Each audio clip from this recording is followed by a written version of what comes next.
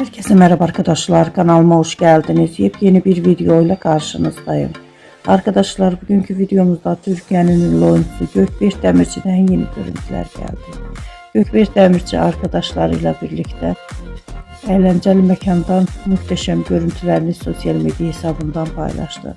Ben de bu görüntüleri sizler için YouTube kanalımda video halinde sunuyorum arkadaşlar. Umarım beğenirsiniz. Videomu beğendiyseniz kanalımı izlemeyi ve bildirim butonuna basmayı unutmayın. Şimdilik benden bu kadar olsun. Yeni videomuzda görüşmek üzere. Hoşça kalın, sağlıklı kalın. Umarım videomu sonuna kadar izleyeceksiniz ve beğeneceksiniz. İyi seyirler.